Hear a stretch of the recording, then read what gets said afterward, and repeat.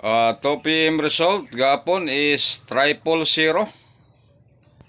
Motoo pa mo na mga suki. Ang resulta sa 2 PM gapon 000, 0. Di ba? Klaro kayo nga nagyoy ko ano? Posible kayo napulo ka number dito gid mo sintro sa 0 ang kuan.